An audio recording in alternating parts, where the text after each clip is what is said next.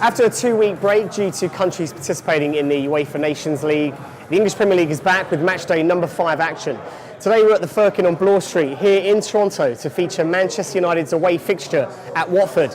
The Hornets have made an amazing yet surprising start to the season by winning their first 4 games, whilst the Red Devils have been making headlines for all the wrong reasons, mainly due to the poor form, the inconsistency of Paul Pogba and the uncertainty surrounding Jose Mourinho staying in his job.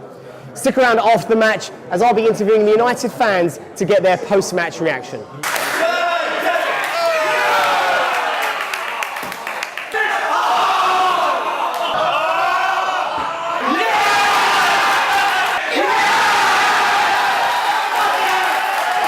All right, so full time at Vicarage Road. Man United just about get away with a win, defeating Watford 2-1.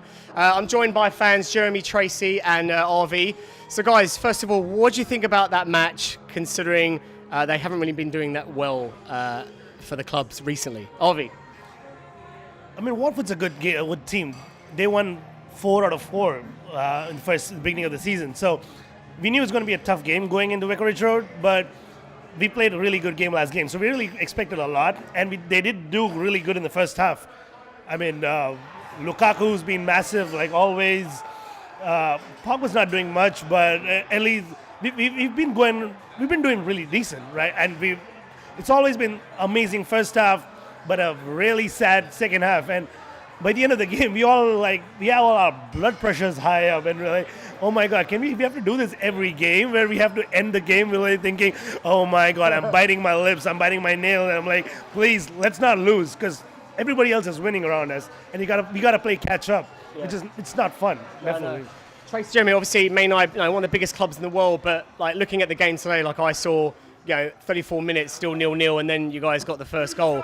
It's not really the Man United that you've seen of recent years. What is wrong? What's going wrong with this team at the moment? Well, I hear a lot of pessimism out there, but I won't bail on the boys. I think we are still up for a hopeful season. I think there's some managerial issues going on, and that's being played around with a bit. But I mean, when you're a Man U fan, you're used to getting stressed out, and as you were saying, like just nail biting at the end and lots of stressful stuff. But I am still hopeful, and I don't know. I'll let Jeremy talk about.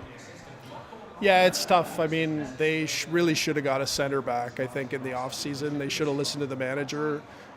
Like him or dislike him, he knows what he's doing. He knows how to win. And they should have either go with him or don't, either get rid of him or listen to him. But he wanted a center back. We didn't get one. And now we're stuck with Fellaini playing a stopgap, coming back as another man. Fred's sitting on the bench. We got offensive guys who could push forward the Man U way, but instead we're stuck with this defensive thing, and I think that's largely on the ownership. They should have supported their manager or get rid of him. Yeah.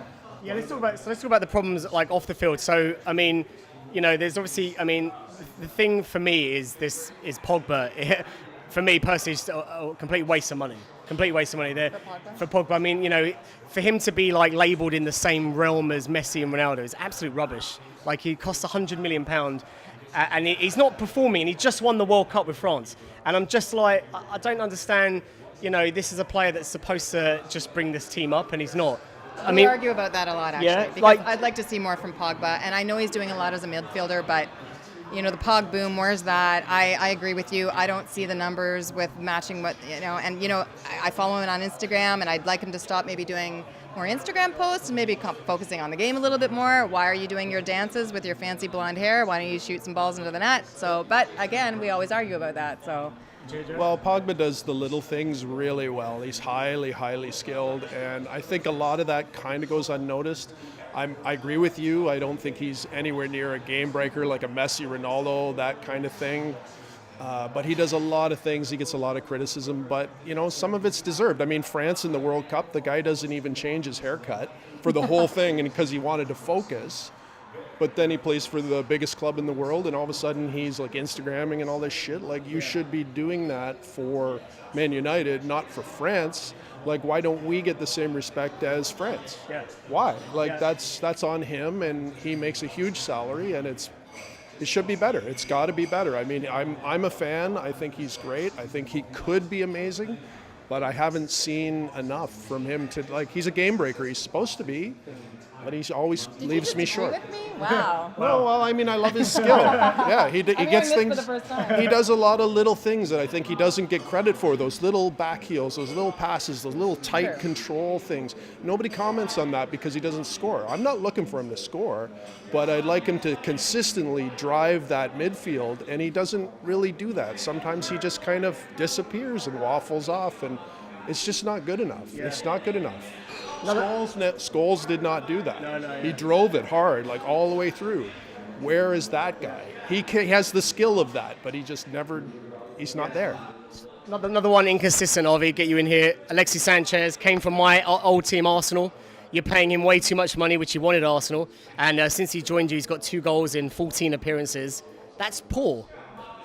It's baffled us. I was having a discussion up during the game, and it's really baffling how we've not been able to get the best out of Sanchez. Like, you've seen him for Arsenal. Oh my God, that guy was phenomenal for Arsenal. Like, he probably drove that entire team single-handedly. And why is he not be able to perform the same way? So I was having a discussion up there, and I was talking about how he came from a Spanish league. He plays a little bit of that smooth, deft touches kind of a game, where that's how he plays to play in Barcelona. You know, put in the space, make those touches, and then run.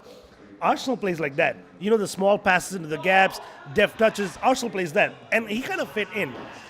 When you come from United, you go for a fast-paced scenario, and he's done well. Like he was talking about how Pogba does these little things that you don't notice, but he does. I feel Sanchez does that too. Doesn't score as much, and I'm waiting for him to score because I know that confidence is going to do him a world of good because he's been working with Lukaku. I follow him on Instagram, and I watch him work with Lukaku a lot because he knows he's lacking and he's not that fast. I mean, he's fast, but the fast-paced game, he doesn't fit in so well, and he's trying. But yeah, I wouldn't call him a waste of money or a waste of wages, but as a fan, I'm just hopeful that I see a little more of him, you know, a little more output, a little more positivity from him. All right, and then just lastly, Jose Mourinho, I mean, you know, is he the man to lead this team? Because a lot of talk about Zinedine Zidane. I mean, I'm a massive fan of Zizou, like what a legend.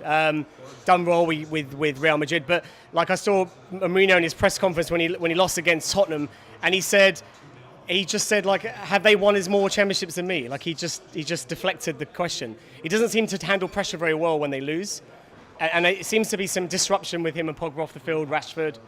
Is he? I find him very arrogant, but is he really the one to lead United into this new generation, do you think?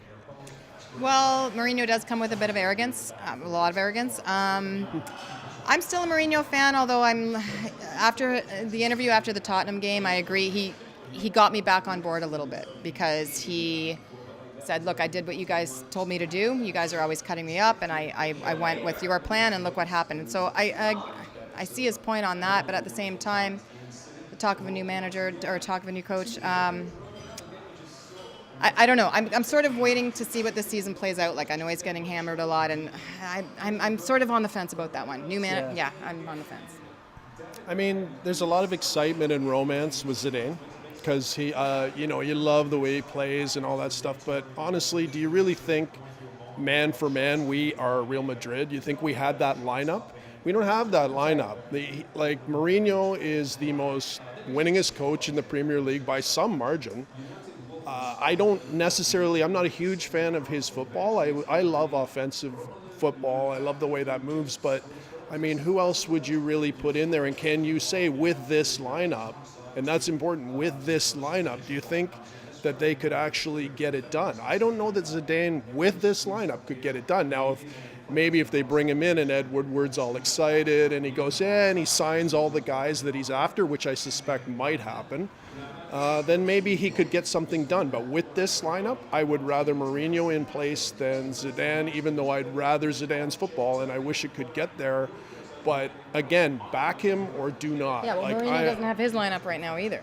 Yeah. I'm a fan. I just think you should back your manager, yes or no. Like we're half in, we're half out. He's good enough to have win the Premier League multiple times, but all of a sudden he asks for something and you're saying no because everything didn't turn out. Everything didn't turn out for Zidane either. Yeah. Right? So All right, cool. That's all the time we got for, guys. Thanks for joining us, RV. Thank you, Tracy, Jeremy. Thanks for coming in. Oh, wait, lastly, so you guys checked other supporters' places. Yeah, this is one of we them. travel a lot, What do you think so- about? So, what? Just tell me some of the other ones you've been to and what you like about them. We've been to New York, Boston, Nashville. Yeah, London. When we travel, we like to find our friends, and we don't know anybody in these cities. So what do? We go to a Man U supporters club, and we instantly have a party and a lot of friends. Find some so proper people, this right? place is awesome. We love this. This is our our home.